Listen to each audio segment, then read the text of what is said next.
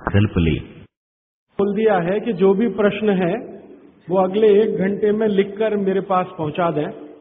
मैं कोशिश करूंगा सभी का जवाब दूं। कुछ प्रश्न आए हैं, कुछ और आप भेज सकते हैं। और आपको आज के बाद और प्रश्न पूछने हो तो कभी भी पत्र लिखकर, ईमेल के द्वारा आप प्रश्न कर सकते हैं। मेरा नाम और पता हर किताब में बाहर है, पुस्तक में से पता आप नोट कर सकते हैं, ईमेल है, फोन है, उस पर आप कभी भी प्रश्न कर सकते हैं। और चूंकि एक प्रश्न आ गया है, वहां मैं पहले बता दूं क्योंकि वो थोड़ा विषय से हटकर है।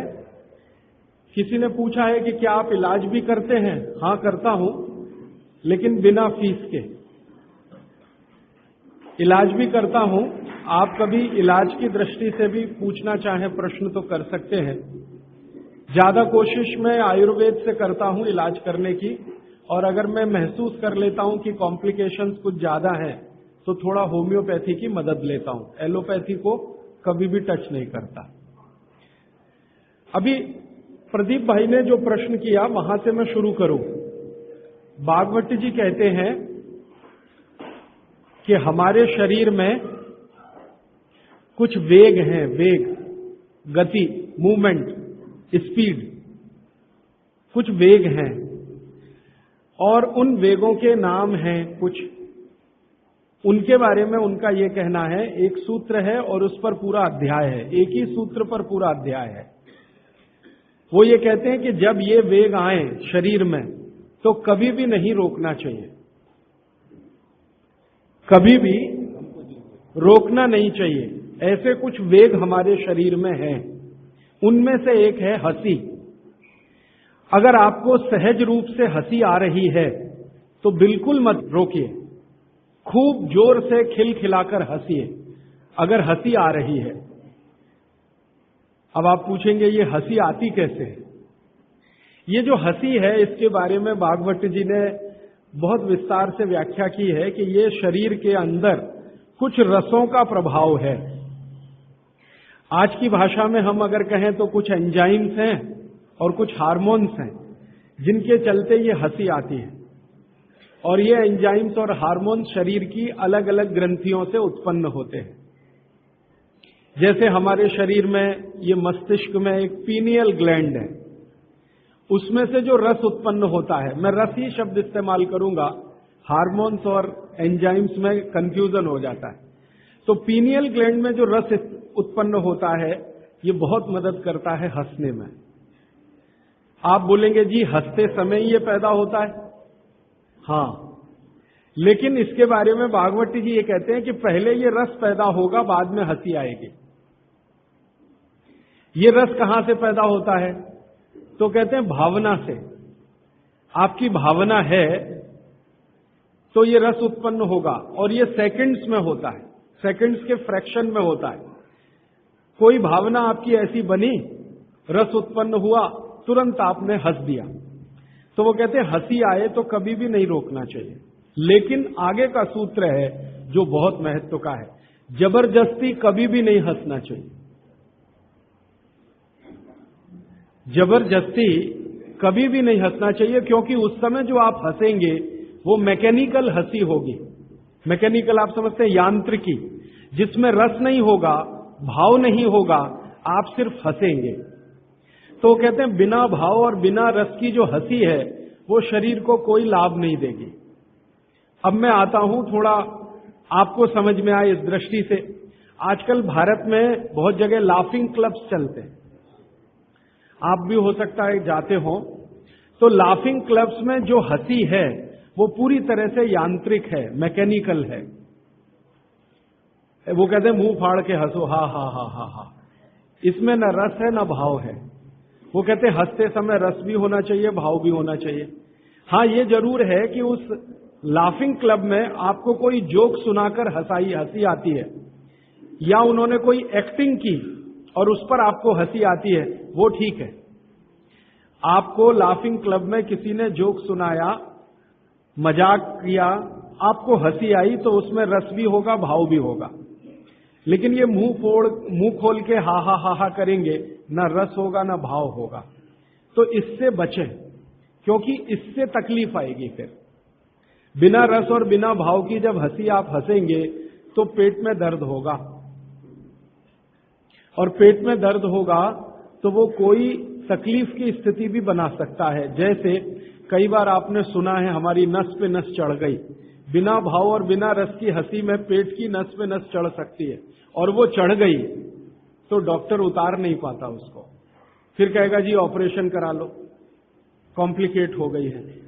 तो बिना रस और बिना भाव की हंसी कभी भी ना हंसें, लेकिन रस और भाव के साथ हंसी आ रही है तो बिल्कुल ना रोकें, जरूर हंसें। बात आपको स्पष्ट हुई? आपको स्वाभाविक रूप से कोई दृश्य देखकर, कोई बात सुनकर, किसी की क्रिया देखकर हंसी आ रही है तो रोकना मत, खूब हंसना उसको। और बिना भाव, बिना रस, बिना क्रिया के कोई हंसी करने की कोशिश कभी आप करना मत। वो कहते हैं कि सम में रहिए, मध्य मार्गी बनिए।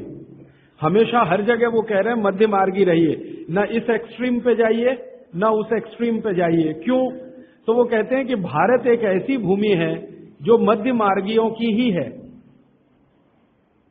भारत एक ऐसी भूमि है जो मध्य मार्गियों की ही है।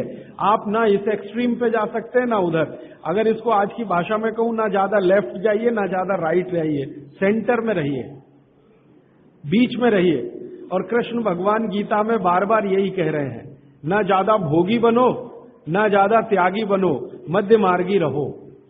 तो भारत में कृष्ण ने कहा और बागभट्ट ने कहा, या कभी श्री राम कहते हैं लक्ष्मण को, ये सब भारत के तासीर और मौसम के हिसाब से कहा है। आप जो है अगर यूरोप में है और अमेरिका में है तो आइदर लेफ्ट और आइदर राइट जाने के लिए छूट है, भारत में नहीं। तो इसलिए हंसी के मामले में, भोजन के मामले में, क्रियाओं के मामले में, किसी भी मामले में ना तो लेफ्ट जाइए बहुत, ना तो राइट जाइए, बीच में रहिए। तो हंसी के बारे में भी उनका यही है कि यांत्रिक हंसी माने एकदम एक्सट्रीम लेफ्ट कभी भी मत करिए, और हंसी को रोकिए भी मत, वो एक्सट्रीम राइट, बीच में रहिए। आई तो हंस लिए, ये तो हमेशा नियम के रूप में है, और यही नियम आगे भी है। वो कहते हैं हंसी को रोकिए मत, ये एक वेग है, कभी भी मत रोकिए। इसी तरह से दूसरा एक वेग है छींक, कभी मत रोकिए इसको, लेकिन जबरदस्ती छींकने की भी कोशिश मत करिए। छींक आए तो रोकिए मत, जबरदस्ती छींकने की कोशिश मत करिए। जबरदस्ती कोशिश अगर करेंगे तो उन्होंने एक सूची दिया है बागभट्ट जी ने कि 13-14 रोग आएंगे आपको अगर जबरदस्ती छींक लेंगे तो। इसलिए छींक आ रही है, सहज रूप से छींकिए, रोकिए मत उसको। ये एक वेग है, इसको रोकेंगे तो 23-24 रोग होंगे। जबरदस्ती छींकने की कोशिश करेंगे तो 13-14 के आसपास रोग होंगे। उन रोगों की पूरी सूची है, आप पढ़ सकते हैं पुस्तक में। इसी तरह से एक वेग है प्यास। प्यास एक बहुत बड़ा वेग है। भागवत जी कहते हैं कि जब प्यास लग रही है पानी जरूर पीजिए, रोकिए मत प्यास को। लेकिन पीने का तरीका है वो ध्यान रखिए, सिप सिप करके पीना। बहुत तेज प्यास लगे तो भी सिप सिप करके ही पीजिए, जल्दी जल्दी पानी कभी भी पीने की कोशिश मत करिए। और वो कहते हैं कि ये जो जल्दी पानी पीने का तरीका है ना, इसमें से 2 बीमारियां बहुत होंगी। एक जिसको आधुनिक भाषा में कहते हैं हर्निया, भागवत जी ने उसको कहा है आंत का उतरना, आज की भाषा में कहते हैं हर्निया। और दूसरा एक बीमारी है एपेंडिसाइटिस। पानी को जल्दी जल्दी जल्दी जल्दी पीने में ये 2 बीमारियां सबसे ज्यादा है, हर्निया, एपेंडिसाइटिस। और अगर उम्र बढ़ गई है, आपको उम्र बढ़ गई माने 60 वर्ष के ऊपर, और आप पानी इसी तरह से जल्दी जल्दी पी रहे हैं तो हाइड्रोसिल की बीमारी भी होगी, प्रोस्टेट की भी प्रॉब्लम आ सकती है। इसलिए पानी हमेशा पीने का नियम ध्यान रखिए, सिप सिप। लेकिन जब भी प्यास आए तो पानी पीजिए, प्यास को रोकिए मत। एक ही जगह उन्होंने कहा है कि बिना प्यास के पानी पीजिए, वो सवेरे का है। ऊषा पान के पानी की जो बात उन्होंने कही है कि सवेरे का समय, ब्रह्म मुहूर्त का समय, ब्रह्म मुहूर्त हमेशा सूर्योदय से 1.5 घंटे पहले का माना जाता है। तो ब्रह्म मुहूर्त का समय जरूर पानी पीजिए बिना प्यास के। वही एक समय उन्होंने कहा है कि बिना प्यास के पानी पी सकते हैं, बाकी कभी भी पूरे दिन में उन्होंने कहा है कि प्यास लगे तो जरूर पानी पीजिए। बस नियम वही है कि खाने के तुरंत बाद मत पीजिए। अगर खाने के तुरंत बाद प्यास लगी है तो छाछ पीकर, मट्ठा पीकर, दूध पीकर या जूस पीकर प्यास बुझाइए, और 1.5 घंटे के बाद आप पानी पीकर प्यास बुझाइए। तो प्यास एक वेग है, इसको रोकिए मत। नहीं तो क्या होगा, प्यास रोकने से लगभग उन्होंने सूची बनाई है 58 रोग हैं। अगर प्यास रोकी आपने, जब प्यास लगी है और आप नहीं पी रहे हैं पानी, तो 58 रोग आएंगे। इसलिए वो कहते हैं कि ये आप कभी मत करिए। अच्छा, दूसरी तरफ एक बात और कहते हैं कि उषा पान के समय को छोड़कर बाकी किसी भी समय में जबरदस्ती पानी पिएंगे तो भी तकलीफ आने वाली। हर जगह वो कहते हैं मध्य मार्गी रहिए, ना इधर जाइए ना ज्यादा उधर जाइए। तो ये प्यास का एक वेग है। ऐसे हाँ, आगे वो कह रहे हैं कि पानी जब भी पीना हो आपको तो हमेशा बैठ के ही पीजिए। खड़े खड़े पानी पीने को पूरी तरह से निषेध किया उन्होंने। हमेशा बैठ के पानी पीजिए, और बैठने के 2 तरीके सबसे अच्छे हैं। उकड़ू बैठना, गाय का दूध निकालने वाले आसन में बैठना, नहीं तो ऐसे बैठना जैसे मैं बैठा हूं। कुर्सी पे बैठ के भी पानी पीने को मना किया। वो अर्ध बैठने की स्थिति होती है, आप पूरे नहीं बैठते हैं। हाँ, लेकिन कुर्सी पर बैठ के पानी पीना तो मैंने आपको बता दिया कि ऐसे आलती पालती मार के कुर्सी पर बैठ जाइए फिर पीजिए। आगे का एक वो वेग को रोकने के लिए वो कहते हैं बहुत ही खतरनाक वेग है, जिसको आपने रोका तो बहुत तकलीफ आएगी। अब उसमें आप बहुत सारे तर्क और सवाल कर सकते हैं। भूख, ये भूख एक ऐसा वेग है जिसको अगर आपने जबरदस्ती रोकने की कोशिश की तो इसमें सबसे ज्यादा रोग उन्होंने गिनाए हैं। 103 रोग हैं अगर भूख को जबरदस्ती रोकने की कोशिश आपने की। और वो कहते हैं पहला रोग शुरू होगा एसिडिटी से और आखिरी जाएगा अंतड़ियों का कैंसर, इंटेस्टाइनल कैंसर। इसलिए कहते हैं भूख को जबरदस्ती मत रोकिए। अब तुरंत आपके मन में सवाल आएगा, जी हम तो उपवास करते हैं तो उन्होंने कहा है एक सूत्र में कि उपवास शरीर के शुद्धि की क्रिया है। और वो आगे कहते हैं कि शरीर शुद्धि होती है तो मन और चित्त दोनों की भी शुद्धि होती है उसके साथ। तो उपवास एक क्रिया है जो शरीर शुद्धि, मन और चित्त तीनों की शुद्धि के लिए है, लेकिन उसके लिए नियम है।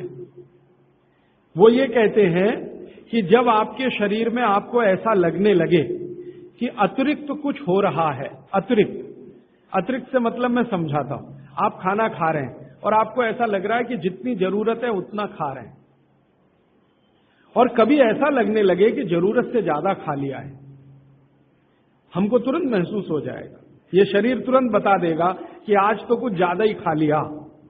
तो कहते हैं कि जब स्थिति ऐसी हो, वो किसी भी कारण से हो, आपको किसी चीज का स्वाद बहुत पसंद आ गया, या किसी ने बहुत आग्रह पूर्वक आपको खिला दिया, या आप कुछ इस स्थिति में थे, मूड आपका ऐसा था, ध्यान ही नहीं रहा, बातें करते करते या खाना खा रहे हैं ज्यादा चला गया, ऐसी किसी भी स्थिति में जब अतिरिक्त है तब आप उपवास के बारे में जरूर तय करिए, माने आप उपवास करिए।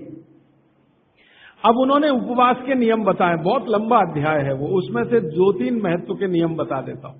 पहला नियम यह है कि कभी भी उपवास अगर करना है तो सप्ताह में माने 7 दिन होते हैं, उसमें 1 दिन का तो ठीक है, 1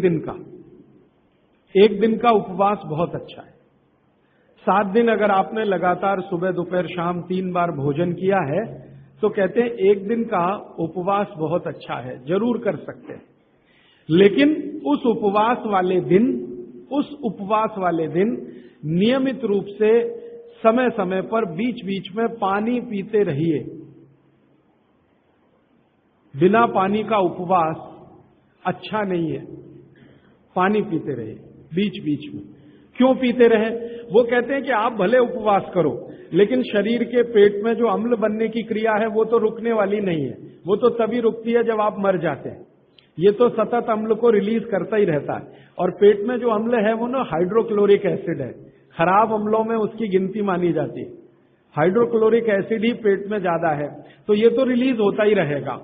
अब ये रिलीज होता है खाने को पचाने में मदद करने के लिए।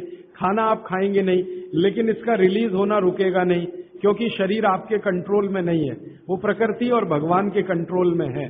तो वो कहते हैं कि थोड़ा पानी पीते रहें, तो ये जो HCl है ये डाइल्यूट होके पेशाब के रास्ते निकलता रहे तो हानि नहीं पहुंचाएगा। और अगर आपने पानी नहीं पिया उपवास में, तो ये हाइड्रोक्लोरिक एसिड आपकी अंतड़ियों को जला डालेगा, आंतों को जला डालेगा। तब आप कोई गंभीर बीमारी के शिकार होंगे, और तब आप शायद परेशान हो जाएं और आपकी बीमारी ठीक भी ना होने पाए। क्योंकि भागवती जी कहते हैं कि शरीर के किसी भी अंग का कोई परमानेंट डैमेज हो गया तो उसका रिपेयरिंग नहीं होता। एक बार डैमेज हुआ परमानेंट तो रिपेयरिंग नहीं होता। तो फिर आपको क्या होगा? अल्सर होगा, पेप्टिक अल्सर होगा, घाव बन जाएगा आंतों में, और फिर वो इतनी खराब स्थिति में लेके जाएगा कि डॉक्टर कहेगा आंतें काट के निकालो। तो ये मत करिए। वो ये कहते हैं उपवास करना हो तो 7 दिन 3 समय का भोजन किया है, 7 दिन माने 6 दिन, तो 7वें दिन आप एक दिन उपवास करिए, लेकिन थोड़ा थोड़ा पानी पी पी के उपवास करिए। मतलब ये है, दूसरे शब्दों में मैं कहूं, निर्जला उपवास मत करिए। अब हमारे यहां कई जगह मैंने देखा, दुर्गा माता का समय आएगा तो हम सब बहुत बार 7 दिन निर्जला उपवास करते हैं, 7 दिन लगातार। वो तकलीफ देगा आपको। आप करते हैं भक्ति भाव से, बहुत अच्छा है, लेकिन वो तकलीफ दे दे आपको शारीरिक रूप से, वो ठीक नहीं है। भागवत जी ने एक बहुत सुंदर सूत्र लिखा है। उन्होंने ये लिखा है कि जो शाकाहारी खाना खाने वाले लोग हैं, शाकाहारी, आप सब ज्यादातर उसी श्रेणी के हैं, इनके लिए उपवास अच्छा नहीं है ज्यादा लंबा। लेकिन जो मांसाहारी खाना खाते हैं उनको लंबे उपवास करने ही चाहिए। मांसाहारी खाना खाते हैं उनको लंबे उपवास करने ही चाहिए। तो शाकाहारी खाना खाते हैं उनको ज्यादा लंबे उपवास अच्छे नहीं है। अब ये उन्होंने लिख दिया, मैंने इसको फिर ऑब्जर्व करना शुरू किया। प्रकृति में 2 तरह के जानवर हैं, आप जानते हैं। कुछ हैं जो मांस ही खाएंगे, हिंसा करके ही अपना पेट भरेंगे, और कुछ हैं जो शाकाहारी हैं। गाय जैसे है, बकरी जैसे है, भैंस है, बैल है, चिड़िया है, ये सब शाकाहारी जीवों में गिनती होती है। लेकिन शेर है, चीता है, लगड़भग्गा है, लोमड़ी है, कुत्ता है, ये ऐसे जीव हैं जो मांस भी खाते हैं, और कुछ तो मांस ही खाते हैं। जैसे सांप है, बड़े से बड़ा सांप अजगर ले लो और छोटे से छोटा रसल्स, वाइपर या करेत ले लो, ये मांस ही खाते हैं। मेढक को खाएंगे, छिपकली को खाएंगे, केंचुओं को खाएंगे, कुछ ना कुछ ऐसे जीवों को खाएंगे। लेकिन ये बड़े पक्के हैं नियम के। बाघभट्ट का सारा कुछ इन्होंने ही सीखा है। हाँ, अजगर को मैंने बहुत ऑब्जर्व किया, वो एक बार खा लिया, वो कुछ भी खा लेगा। एक बड़ी से बड़ी बकरी को खा जाता है, हाँ इतना खा लेता अजगर, बकरे को खा लेगा। लेकिन खा लिया तो 15 दिन उपवास ही करेगा, 15 दिन उपवास करेगा, 16वें दिन ही दोबारा खाएगा फिर। तो भागवत जी कहते हैं कि नियम ये है कि अगर आप मांस खा रहे हैं किसी भी तरह का, तो आप लंबे उपवास जरूर करें। अब फिर कारण वही है, वो ये कहते हैं कि ये जो मांसाहारी लोग हैं, इनका भोजन जो है ये शरीर के अंदर के जो हाइड्रोक्लोरिक एसिड को रिलीज करने वाली ग्रंथियां हैं, इनको मंद करता है। मांस का जो पाचन है उसमें से जो कुछ भी आपके शरीर को मिलने वाला है, वो आपके शरीर में एसिड रिलीज करने वाली जो ग्रंथियां हैं उनकी क्रिया को मंद करेगा, तो कम निकलेगा, तो वो लंबे उपवास कर सकते हैं। शाकाहारी लोगों के लिए उन्होंने कहा है लंबे उपवास ना करें, और कोई कारण से आप कर रहे हैं तो ये उनकी बात ध्यान में रखें, बीच बीच में पानी पीते रहें। अब आप बोले जी पानी कैसा पिएं, तो उस पानी के लिए 20-25 सूत्र लिखे। जैसे लौंग का पानी पिएं, लंबे उपवास अगर आप कर रहे हैं तो लौंग का पानी पिएं, मूंग का पानी पिएं। मूंग की दाल आप समझते हैं, उसका पानी बनाना आप सब जानते हैं। मूंग की दाल का पानी पिएं, पानी में घी डाल के पिएं। ये भागवत जी ने ही लिखा और किसी ने नहीं लिखा। दूध में घी डाल के पिएं, ये तो चरक ने भी कहा है, सुश्रुत ने भी कहा है, पाराशर ने कहा है, निघंटू ने कहा है, 20 लोगों ने। पानी में घी डाल के पिएं, ये भागवत जी का ही है। वो कहते हैं लंबे उपवास कर रहे हैं तो पानी में घी डाल के, घी माने गाय का घी, भैंस के घी का कहीं भी उन्होंने जिक्र नहीं किया। एक ही जगह किया है, जो पहलवान है, कुश्ती लड़ रहे हैं, वो भैंस का घी खाएं, बाकी लोगों के लिए भैंस का घी नहीं है, गाय का घी। तो पानी में घी डाल के पिए। पक्का पानी पिए। पक्का पानी आप सब समझते हैं, उबाल के पानी बनाया हुआ। पक्का पानी बनाते समय आप जानते हैं थोड़ा चूना भी डाला जाता है, तो चूने का पानी पिए। ऐसे कर करके 23-24 सूत्र उन्होंने लिखे हैं। वो लंबे उपवास करने वालों के लिए हैं। माने आप में से जैन धर्म का पालन करने वाले लोग लंबे लंबे उपवास करते हैं तो उनके लिए है। लेकिन एक जगह भागवत जी कह रहे हैं कि उपवास करने का सबसे अच्छा तरीका एक है, अगर करना ही है तो आप लोग करते हैं, बियासना करते हैं, एक दिन खाना एक दिन उपवास। वो कहते, इसको क्या कहते हैं, एक दिन खाना एक दिन उपवास? वर्षितम। यस, माफ करिएगा, गलत शब्द बोल दिया। एक दिन खाना एक दिन उपवास, एक दिन खाना एक दिन उपवास, एक दिन खाना एक दिन उपवास, इसको भागवत जी सबसे अच्छा मानते हैं। लगातार 6 दिन खाना और एक दिन उपवास, वो कहते हैं ठीक है, मजबूरी का काम है, आप कर लीजिए। लेकिन अगर आपको दिल से उपवास में उतरना ही है तो ये बेहतर है, एक दिन खाना एक दिन तो वो कहते हैं कि थोड़े दिन में शरीर इसका आदी हो जाता है और फिर आपके शरीर में एसिड निकलने की क्रिया उसी के हिसाब से होती है। थोड़े दिन में, पहले कुछ दिन तकलीफ आएगी, लेकिन थोड़े दिन में आदी हो जाएगा। और शायद इसलिए जैन दर्शन में या जैन समाज में वर्षी तप करने वालों का बहुत महत्व है, बड़ा सम्मान किया जाता है। बहुत गाजे बाजे के साथ उनको मंच पर बिठा के मालाएं डाल के, वो शायद इसलिए है कि वो बहुत वैज्ञानिक काम कुछ कर रहे हैं। तो वो भूख के बारे में कह रहे हैं कि भूख का वेग ज्यादा रोकना नहीं। अगर आप मेहनत और मजदूरी कर रहे हैं तब तो कभी मत रोकना। भागवत जी कहते हैं कि जो खेत में काम करने वाले मजदूर हैं या किसान हैं, उनके लिए उपवास नहीं है, उनके लिए उपवास नहीं है। जो सड़क पे गाड़ी खींच रहे हैं, ठेला खींच रहे हैं, उनके लिए उपवास नहीं है। उपवास उनके लिए है जिनको शरीर श्रम ज्यादा नहीं करना, उनके लिए। माने आपके लिए, मेरे लिए ज्यादा उपवास बात है, मेहनत करने वालों को ज्यादा उपवास नहीं। उनको तो जब भूख लगे तभी खाना खाने के लिए बोला है। लेकिन वो कहते हैं कि खाने का समय तय कर लें तो भूख भी उसी के हिसाब से लगती है। सुबह का समय वो बोलते हैं सबसे अच्छा, दोपहर का उससे थोड़ा कम अच्छा, और शाम का सबसे कम अच्छा। माने सुबह का नाश्ता या भोजन जैसा हो, दोपहर का लंच जो है नाश्ते जैसा हो, और रात का खाना तो बिल्कुल या कम से कम, शाम का खाना कम से कम हो। वो मैं पहले दिन आपको दूसरे दिन बता चुका। और एक वेग के बारे में उन्होंने कहा है जिसको रोकने की कोशिश कभी ना करें, जम्हाई आना। जम्हाई समझते? मुंह खोलकर आप जम्हाई लें। वो कहते हैं कि ये जो जम्हाई आने का समय है इसको कभी भी रोके नहीं, ये कभी भी आएगी। ये कब आती है? जब भी आपके, अब मैं आपका आधुनिक विज्ञान इसमें जोड़ रहा हूं। भागवत जी ने जो कहा वो आपको देर में समझ में आएगा, आधुनिक विज्ञान जल्दी समझ में आ जाएगा। ब्लड में ऑक्सीजन की मात्रा जब भी कम हो जाएगी, जम्हाई जरूर आएगी एक्स्ट्रा ऑक्सीजन लेने के लिए। मुंह खोलकर आप जो है जम्हाई लेंगे तो ये एक्स्ट्रा ऑक्सीजन जाने के लिए है। तो वो कहते हैं कि जम्हाई को कभी ना रोकें। ये जो हम कर लेते हैं ना, शर्म आने के लिए जबरदस्ती मुंह बंद करके जम्हाई लेने की कोशिश करते हैं, बहुत खतरनाक। कभी मत करिए, मुंह खोलिए पूरा, क्योंकि आपके शरीर का आपको आदेश आ रहा है। मुंह खोलिए, भरपूर हवा अंदर भरिए तो ही अच्छा है। और बच्चों को भी वैसे ही सिखाइए। इसमें कोई शर्म करने की बात नहीं है, क्योंकि ये प्रकृति की क्रिया है, शरीर को दुरुस्त रखने के लिए है। जम्हाई जरूर लीजिए। और कई बार हम हाथ रख लेते हैं मुंह पे, ये बहुत ही खराब है, क्योंकि वायु को जाने से आप रोक रहे हैं। वो जम्हाई आ रही है ज्यादा ऑक्सीजन के लिए, शरीर में शुद्ध वायु ज्यादा जाए, इसके लिए जमाई आ रही है, और आपने मुंह पे हाथ रख लिया और फिर जमाई ले रहे हैं, ये बहुत खराब, कभी मत करिए। मुंह खोलकर जमाई लीजिए। हां, फिर एक बात वो ये कह रहे हैं, यहां पर जैन दर्शन की बात बहुत गहराई से समझ।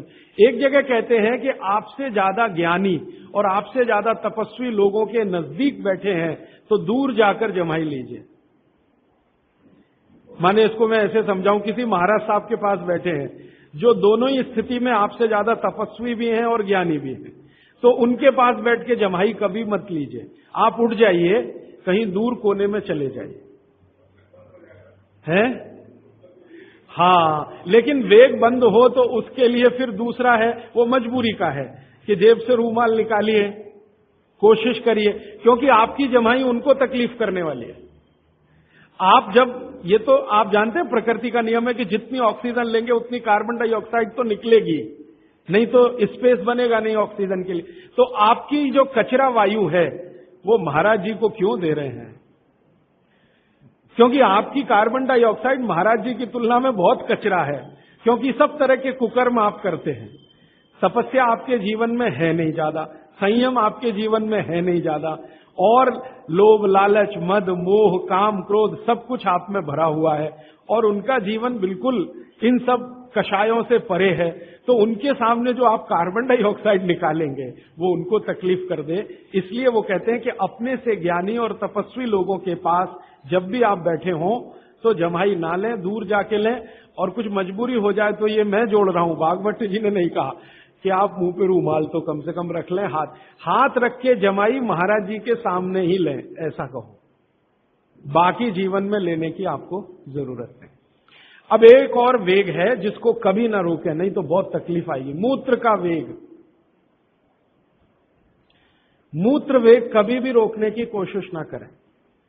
जब भी आपको ऐसा लग रहा है कि मूत्र आना ही चाहिए या शरीर सिग्नल दे रहा, तुरंत उस वेग को निकालिए। और मैं अब आपको आधुनिक विज्ञान कहता हूं, पहले भागवत जी की बात करें। वो कहते हैं कि ये मूत्र वेग को कभी भी रोकेंगे तो रक्त के सारे विकार आपके शरीर में आएंगे, रक्त के सारे विकार आपके शरीर में आएंगे। अब मैंने ये एक एक्सपेरिमेंट मेरे ऊपर कभी किया था कि मैं मूत्र का वेग रोकूं फिर देखूं क्या होता है। तो तुरंत मैंने महसूस किया कि शरीर पे दबाव बढ़ गया, प्रेशर बढ़ गया शरीर पर, शरीर के हर हिस्से पर प्रेशर बढ़ गया। फिर मैं तो मरीज का इलाज भी करता हूं, तो बहुत मरीज मेरे पास ऐसे आते हैं जिनको पेशाब नहीं आ रही है। तो सबसे ज्यादा तड़प उनकी जिंदगी में मैंने तभी देखी है जब उनकी पेशाब रुक जाती है, मूत्र रुक जाता है। तो कहते कुछ भी करो, ये रिलीज करो, क्योंकि ये रोकना ठीक नहीं है। इसलिए मूत्र के वेग को नहीं रोकें। इसमें हर तरह से दबाव शरीर पर पड़ेगा, सब तरह की ग्रंथियों पर दबाव बढ़ेगा, रक्त पर दबाव बढ़ेगा, हर तरह से दबाव बढ़ेगा। तो मूत्र को रोकने की कभी भी कोशिश ना करें, जब आए तब जाएं। अब आपके मन में एक प्रश्न आ सकता है कि जी बार बार मूत्र आए तो, हर 10 मिनट में आए, हर आधा घंटे में आए, और 1-2 बूंद आए फिर नहीं आए, 1-2, तो आप समझिए कि कोई बीमारी के शिकार हैं आप। अगर खुलकर पूरा मूत्र आ रहा है तो कोई चिंता की बात नहीं है, लेकिन रुक रुक के आ रहा है, 2-3 बूंद आया फिर रुक गया, फिर 2-3 बूंद आया, तो आप बीमारी के शिकार हैं। तो ऐसी स्थिति में आप किसी विशेषज्ञ की मदद लें। वो जो 15% वाला हिस्सा है ना, वो यही है। ऐसी स्थिति में किसी विशेषज्ञ की मदद लें और वो आपको मदद कर दे मूत्र को निकालने में, तो बहुत अच्छा है। दवा की मदद से, औषधि की मदद से ये बहुत आसान है, बहुत संभव है, बहुत आसान है, बहुत संभव है। अब थोड़ा आगे बढ़ें। इसी तरह से वो कहते हैं मल का वेग कभी न रोकें। मूत्र है, मल का वेग कभी न रोकें। अगर आपको ऐसा लग रहा है कि टॉयलेट जाने की इच्छा है तो जरूर जाइए, सोचिए ही मत उसके बारे में। आप बोलेंगे जी कोई परिस्थिति ऐसी है, मैं ऐसा मानता हूं कि अब ऐसी कोई परिस्थिति है नहीं। ट्रेन में सभी जगह टॉयलेट रूम्स हैं, हवाई जहाज में सभी जगह टॉयलेट रूम्स हैं, आपके घर में तो है ही, यहां जहां भी बैठे हैं वहां है।